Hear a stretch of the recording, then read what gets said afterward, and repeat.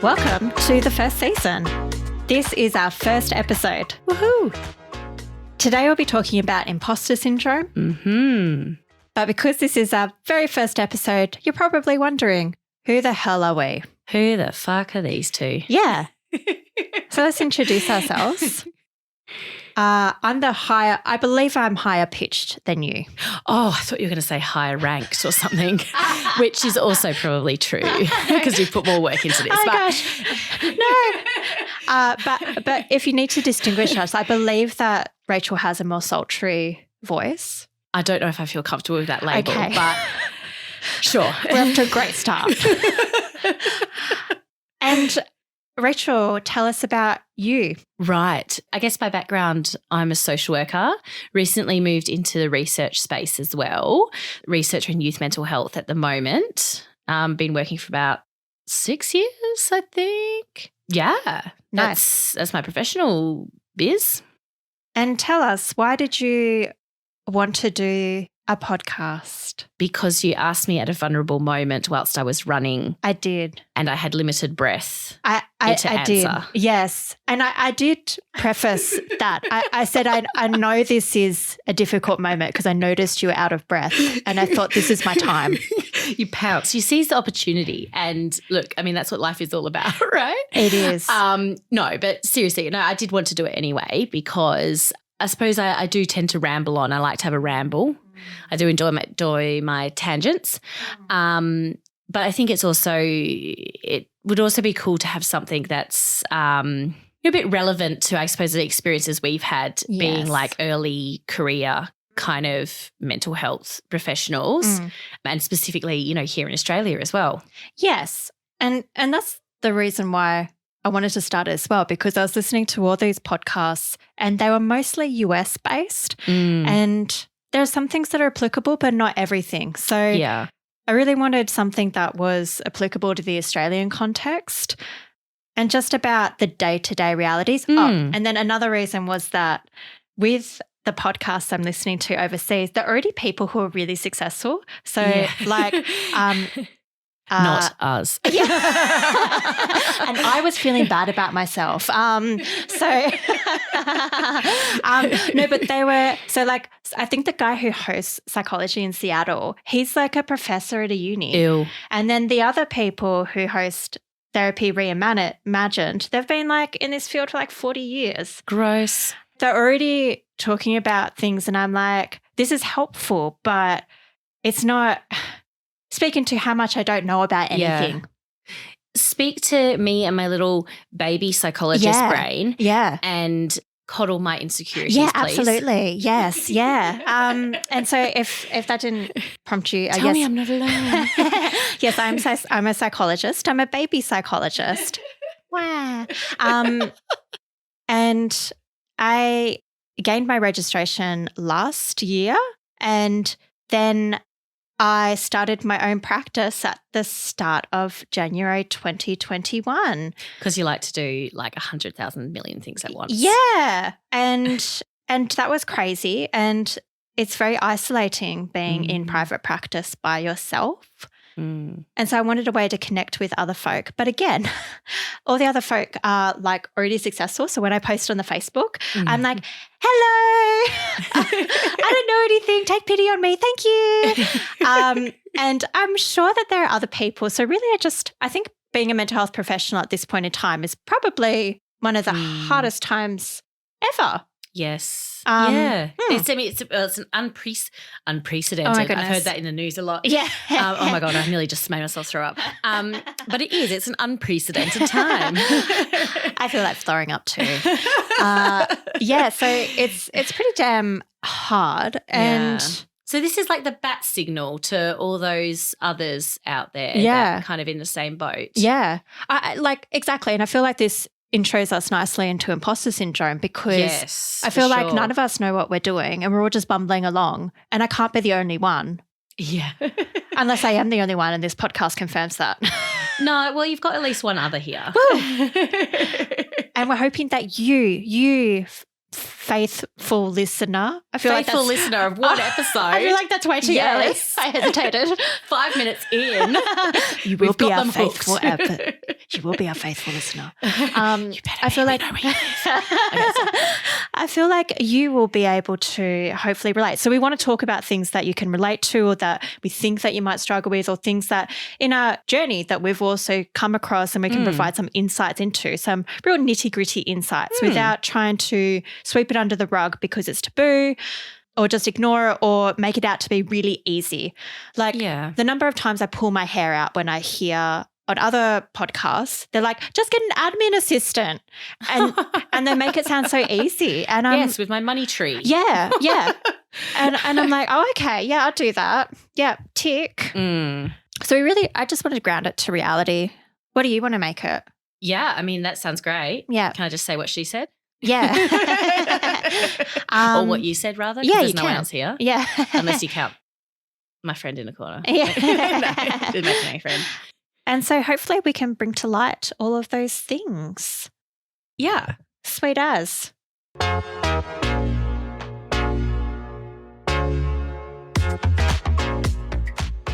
And we are talking about imposter syndrome. We are talking about imposter syndrome.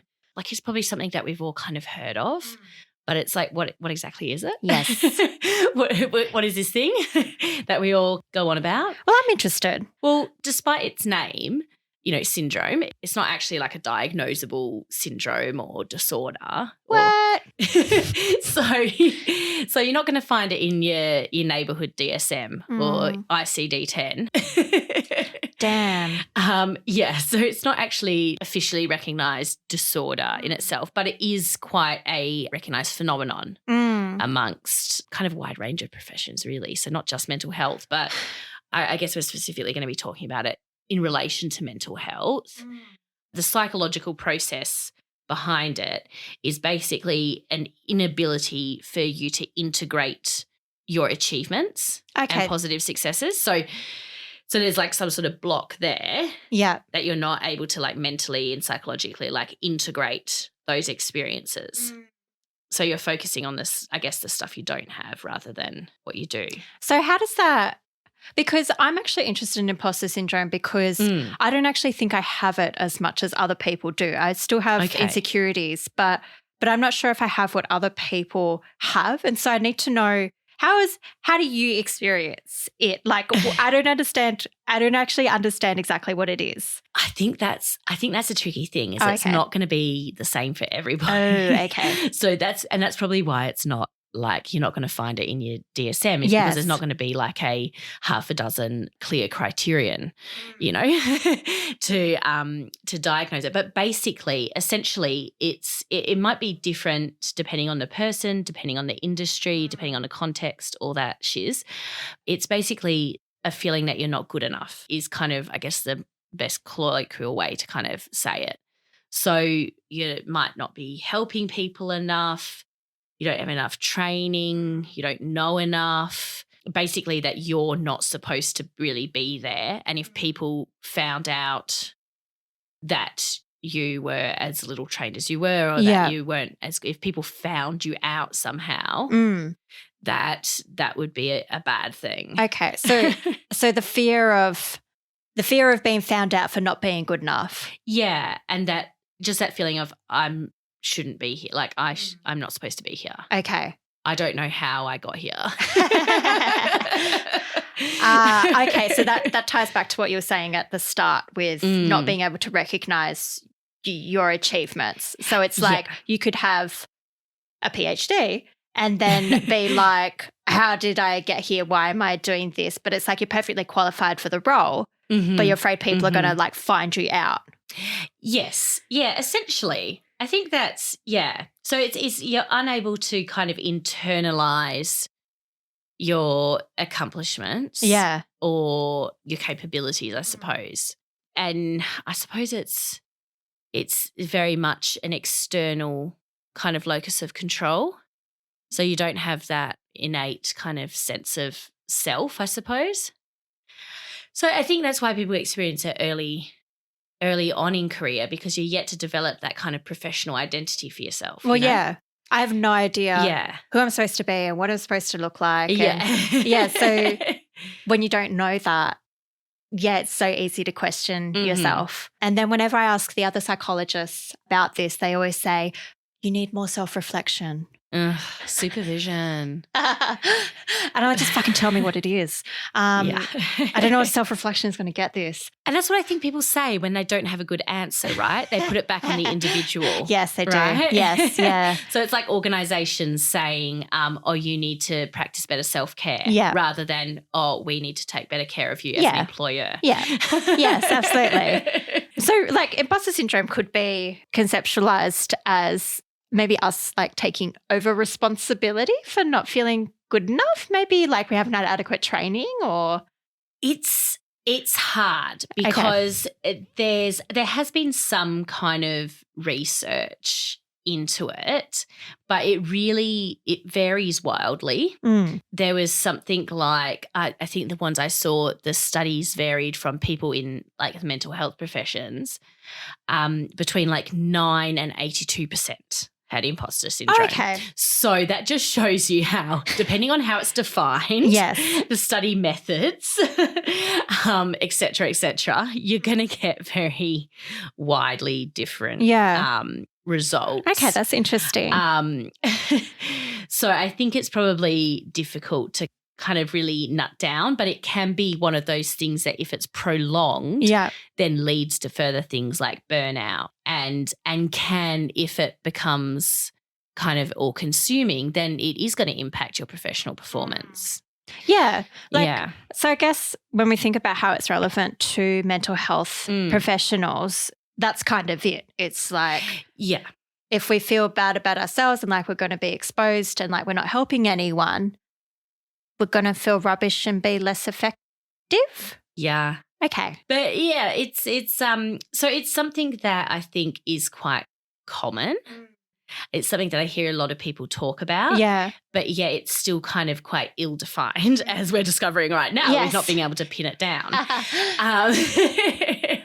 So it's something that different people might experience differently. But I know for me, it was very much not necessarily what I had and hadn't been trained in at uni. That kind of all went out the window really. Okay. When I was at when I was in my workplace.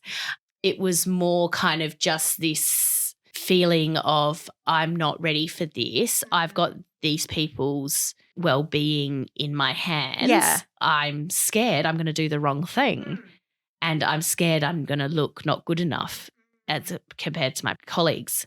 And like that sounds like a legit fear and like something that is almost helpful to think. That sounds like a helpful anxiety in a way where it's like, I might fuck up people's lives. I actually do have a lot of responsibility. Yeah. It's good. Yeah, you're right. Exactly. So it's like good to have like a balance, right? So, and in a way, like any kind of form of anxiety, like we have anxiety experience we have those psychological mechanisms for an evolutionary reason, right? Absolutely. So it's like, if you didn't have a little voice in your head that was like, maybe it's not a good idea to jump off the cliff. That would be bad. Then we'd all be fucking jumping off cliffs, man. So like it's helpful, but I guess it's like, when it goes too much the other way, we're still jumping off the fucking cliff. Yeah. But and I guess like for mental health professionals, when it paralyzes you as well. Yeah. So it's like being scared to do anything because you're afraid that you're going to do it wrong or somebody's going to yell at you or somebody's going to humiliate you. Yeah. Or it goes into that kind of avoidance coping style, or you're kind of, paralyzed, like choice paralysis, decision paralysis. Like, so some anxiety or some level of not conscious unknowing. So being conscious that you don't know everything is a good thing. Yeah. Because it would be bad to go in thinking you did know everything. Yeah, that would be really conceited. Then you'd be a wanker. Yeah. And it would also probably hurt people. Yeah. But it's what line does this cross over? Like at what point is my self-reflection ending up as rumination rather than useful reflection? Yes. That's a good point. Yeah. So like, when has that line been crossed for you then? Yeah. I mean, I've worked a few different jobs, a few different places. It was tricky when I first started out, I think, as well, because not only was it such a struggle for me to get my degree, but then with as someone with like lived experience as well, it was like this feeling of, oh, am I not really a professional, or am I not really like, how do I utilize this in a good way? And when I first started out practice, like I think it was quite obvious that I was carrying some like mental health concerns with me. How is it obvious? Well, I mean, did you have a badge that was just like, I'm crazy? Well, basically, okay. Yeah, as good as not. Like under this tattoo, there is a whole bunch of scars. Okay. So, and I did not have my tattoo when I first started out practice. So it was always this kind of thing of having to like hide my arms from people, from clients as well as, and I think the first client I had, when I said at the end, oh, and do you have any questions for me? And they said, it was a young person, and they said, yeah, like, have you ever been depressed? And that was like one of your first clients? That was my first real client. And what did you say? Well, that was that choice of how much do you reveal and what's still a professional level of self-disclosure and a useful level to the client. So like all of those things going through your head in that moment, you're like simultaneously like, fuck, they found me out, or like, how much do I disclose? I think unconsciously, right? I mean, those processes in our brains happen so quickly. So it's not like you're literally sitting there like listing out the dialogue to yourself. But I think all those things are kind of firing. So but you probably don't have enough time to think it through to actually make it. So you just have to kind of go with your instinct, which, so I think I said, yeah, you know what, I have. That is something that I've experienced in the past, and, you know, and it was really hard to go talk to someone at first. You know, once I found someone that I clicked with, and then it was really helpful. And, you know, now I'm kind of on, I guess, the other side of that, although I don't think it's really useful to position it as sides, but but I think I just said something kind of short and sweet like that. Yes. Yeah. Then that young person returned for services, which was really cool. Yeah. But yeah, it is that kind of fear, that constant fear, like you're sitting in the, you know, the team meetings, you're sitting in the lunchroom and people are talking about like, you know, BPD, and they're talking about eating disorders, and you're like, fuck, they like, at the same time, you're like, fuck, they know nothing. But at the same time, you're like, maybe I know nothing. Am I the one that knows nothing? So questioning your existence and your knowledge. Yes. Cool. Pretty much. So I think it would have been really cool just to have someone kind of just acknowledge that is a big part of placement experience, and it can be one of the most confronting things on placement when you're first starting out, practicals, you know, when you first graduate, all those sorts of things. That you're going to be confronted with. That you may be. Yeah. That you may be confronted with this kind of imposter syndrome, and I suppose like how to deal with that in practical terms. Yeah. Without, because it's something that if you feel like you raise it with your supervisor, you're like, oh, this means that the imposter syndrome tells you, oh, this means that I am not ready. Yeah. Or I shouldn't be here. This confirms it. Yes. And then my supervisor's going to know. Yeah. I think just hearing you talk, I feel like it comes up in mental health professionals partly because there's so much that we need to know. Mm-hmm. And each individual person is an individual. So there's so many, like every time you meet somebody, that's an opportunity for them to find you out, and you have to apply your skills in a different way. Yeah. I can meet one person and I'll be like, yep, good job, me.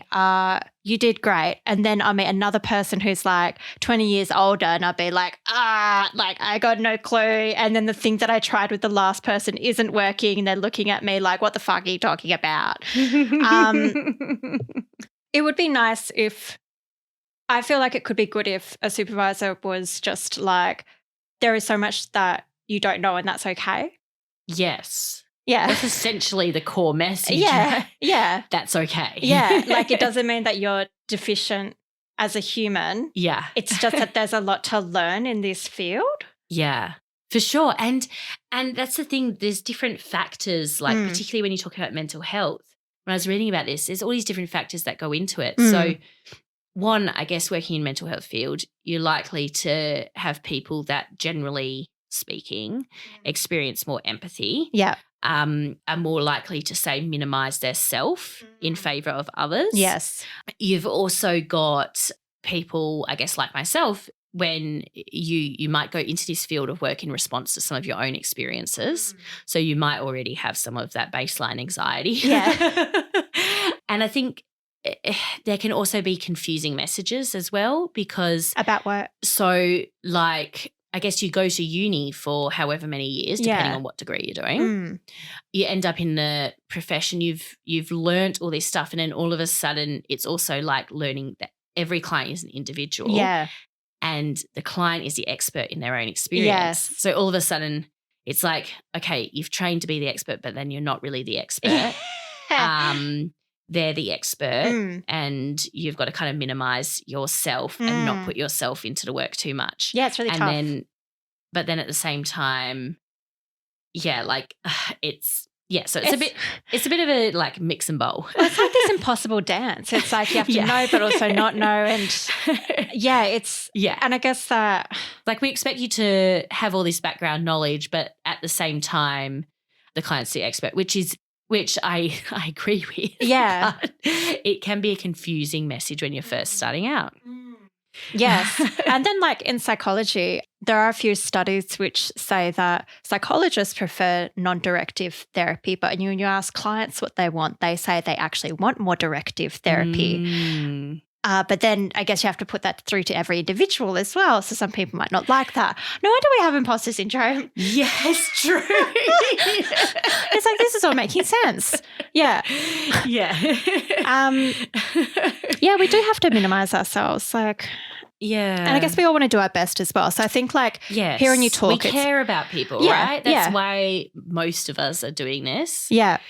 Oh, yeah. And so like when you mentioned right at the start, like feeling like you're not helping people, I think that's the most that's my most frequent manifestation of imposter syndrome, where I feel like I'm not helping people at all. And I'll just be really down on myself and I'll be like, clients hate me. I'm not doing anything. How is that helpful? It wasn't helpful. And then I'll beat myself up for seeking reassurance from my clients. So sometimes I'll ask my clients, did you find that helpful? And they'll be like, yes. And I'm like to myself, God, you're an idiot. Why are you seeking reassurance? You weren't doing that for them. You're awful. And yeah, I'm terrified they're going to realize that I'm not helping them. So I guess that I do have imposter syndrome. There you go. Yeah, congratulations. Thank you. You're more fucked up than you thought you were. I'm one of you. We are one. We are. And that's the thing. It's going to be different for each person. Like we're all fucking individuals too. Yeah. Oh, God. But I think it's one of those things that, you can learn all the theories in the world at uni and you can learn how the brain works and blah, blah, blah. But yourself in the work is not something we really go into, and how the work is going to affect you. And I mean, there might be like one bit of one unit on vicarious trauma. Yes. But because we're told so often not to project ourselves into the work, it is then really hard to figure out how to integrate that. I feel like that's it. Like I feel like maybe at uni they don't want to train us into how to cope with bringing ourselves into the work because they want it to be so patient, client focused. So they don't want to turn it into like an inward reflection. But then it's almost like ignoring that really does us harm. Like it really does a disservice to us because it's inseparable in a way. Yeah. Yeah. Exactly. It's not something that you can separate. It's not like you've got two like really distinct variables there, because you are bringing yourself to the work no matter what. Yeah. Like, and I think that transition from, roles, so you're transitioning from learner to then an environment where you're not the learner anymore. You're the teacher or the guide or the whatever you want to call it. Yeah. Gandalf, whatever you want to be. Yeah. Thou shalt not pass.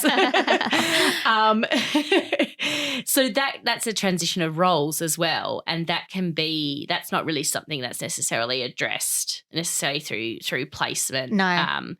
Or directly anyway, not often directly addressed. Well, I just I just had to deal with it by myself, which I guess is one of the reasons why we started the podcast. So you listener didn't have to go through it by yourself. But hearing you talk about your placement, my first placement during my studies was at a hospital.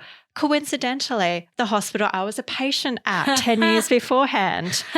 And completely random. I had no idea I was going to be allocated there. Oh, God. Yeah. And that was really tough. Yeah, that must be such a turnaround. I've done that, worked at a place where I was a client. Yeah. That's how. And it's a mind fuck. Yeah, it was a real mind fuck. And I was walking past a fountain in the hospital and I was like, oh, that's where I tried to drink lots of water so it'd fill up my stomach so I didn't have to eat as much. Oh, isn't that a delight? Yeah. Hashtag blessed. Yeah. Oh, sorry, so blessed. Yeah, so blessed. So blessed. And yeah, because I remember distinctly telling my supervisor, because they did employ me after my placement, and I felt like that was a good time to disclose that I'd been a patient there before. And I remember telling my supervisor, she didn't have a problem with it, but I was like, I don't want anybody else to know that I had mental illness. And even thinking about that, I'm like, oh gosh, way to self-stigmatize, hey. So I think that was another manifestation of imposter syndrome, where I was afraid that I was going to be outed as having mental illness, but then that also highlights possible prejudices, what would that say about me as a professional? And I feel like we're kind of trained possibly into viewing that negatively when it could be positive. For sure. Oh gosh, that sounds like another whole podcast topic. It does, but I guess just quickly, that's talking about placement specifically. Yeah. I had two very distinct placement experiences, one that was very negative and one that was really quite positive. And I think the difference there, the difference was the supervisor, but the supervisor in my second placement really encouraged me to be as much as of my authentic self as possible. So it's that feeling of authenticity. If you are living in alignment with your values and your personal identity and your experiences, as opposed to not living in alignment with them or not feeling like you can, you're not allowed to in whatever environment, then that seemed to be the key difference between those two placements for me. Yeah. That's really interesting. And that's a really good point, because when you say that being able to be yourself, I think that was the key reason why I had a really good placement experience as well, because I was allowed to be myself, and then my supervisor communicated that it was okay to be me and that she valued that. Yes. Yeah. And that people value it. That's We're onto something. We got it. Yes. Yes. But I think, I think that's the thing is it's working on your identity, your self-identity. Yeah. And it's okay that that's not there straight away. I think that's the thing as well. Yeah. That is something that can build over time. Even though I had a positive experience at that placement, I then went into work and I had a lot of ups and downs. Yes. I had different types of work experiences for sure. So it's not like it's something that you attain and then you're just at that level forever. Oh, no. It's it's not an end point, right? No. So it's not like something that you reach and then you're there and it's all great. No. It will kind of go up and down. Yeah, totally. And I think it's okay not to know. Yes. And to kind of identify your own areas of interest, your own areas of skill. And it's okay to not be an expert in everything. So it's okay to have particular areas of interest and say, yeah, I'm really into eating disorders, but, I do not care for the area of neurodivergence, or I do not care for, children. Like children, couples. Oh my God, couples. I feel like doing that with children, but I feel like that would offend some people. Parents, gross. I like the children. I don't like the parents. Should we just do an episode of like all the populations we hate, or is that too? That might be too confronting. Okay. Anyway. Let's make up to it, mate. Let's make it like episode 6. Yeah. So you've got to keep listening, guys. Yeah. But I think the key point I wanted to make though, yes, is that another phrase you hear a lot is the fake it until you make it. And I don't think that this approach is necessarily helpful. Whoa, tell us why, Rach. But basically, I think, it's like I was saying before, it's always a work in progress. There's not an end point. You're not going to make it and you've made it and that's it. But I think it also masks kind of the very real anxieties and fears that are there. Very true. It kind of glosses over brushes aside the issue.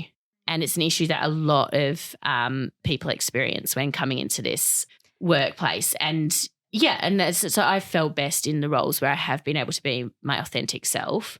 But like, and adding to that, it's like I felt best in the roles that I've had when I'm able to communicate those anxieties to understanding supervisors. And like, it sounds stupid in hindsight, but it was important at the time. Yes. So like a small example I can give is when I was first starting out doing group therapy, I think I had this fear that I would scare the patients if I went too deep into a topic. And then I told my supervisor that, and she was lovely. And she was like, Bronwyn, you give them the coping skill beforehand then. And I was like, that makes so much sense. You're so smart. And immediately my anxiety reduced. Whereas if she had said instead, just don't worry about it, just fake it, that's so unhelpful. Whereas what she told me, like, not only alleviated my fear, but helped me be a better practitioner to the patients. 100%. Boom. Fuck yeah. It's like that bloody Brene Brown video about the little aardvark down the hole. Oh, yes. Empathy and sympathy. Yeah. Oh, yep, that. Yeah. And so, instead of just saying, you want a sandwich? Oh, well, would you like a sandwich? Yeah. It's, I can see things are pretty tough right now. Yeah. Let me come down there and spend some time with you. Yeah. Yeah. Would it be nice if we had all of that? So I guess like. So it doesn't need to, someone doesn't need to fix the issue. No, if they don't need to fix it. If you have a friend that comes to you and is like, fuck man, I've got the imposter syndrome bad. Yeah. You don't need to fix it for them. No. But acknowledging it. Yeah. And being there with them and maybe sharing some of your own experience back. Could you remind them of their own achievements? I'm thinking of one of my psych mates and she has imposter syndrome intensely and she's amazing. I feel like I do empathize, but I'm also just like, dude, you're amazing. And I try and like remind her of her achievements, or is that bad? Sorry. I think I'm going to give you the really annoying answer of it depends on the person. Okay. I think okay. Probably. Okay. For me, it's not helpful when people say, oh, but you've done this and you've done that. Because that makes me feel even more stupid.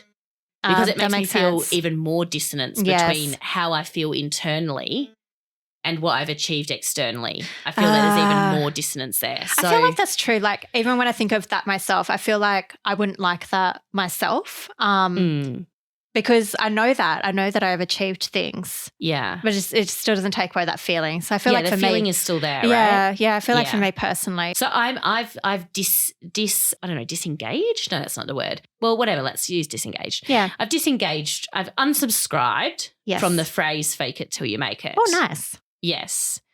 Because, yes, for many reasons, but it's not been necessarily helpful because that has not actually dealt with the anxiety and the fear that underlies imposter syndrome for me. Cool. Okay. I feel like this is kind of a good point to wrap up. Yes, be authentic and find spaces that allow you to be authentic. It's okay to change jobs if they're shit. I like that last part. Okay. Yeah. Yes. Cool. Well, thank you, Rach, for a great first episode. Woohoo, we did it. Bronwyn. Check out the show notes on your phone for links to things we talked about on the show, as well as additional resources we think you might find helpful. And if you want more, keep on listening wherever you get your podcasts from. We'll be releasing episodes weekly. And while you're there, hit subscribe so you don't have to go to scrolly. Every time a new show drops. Yeah, you can it'll just be there. We'll be there waiting for you. Magic. We're always watching. and look, what type of content would you enjoy hearing us talk about on the podcast? We're all about mental health professionals and dealing with the day-to-day realities of being a mental health professional. Yeah, we do. What do you want to know? What's the biggest thing you're struggling with?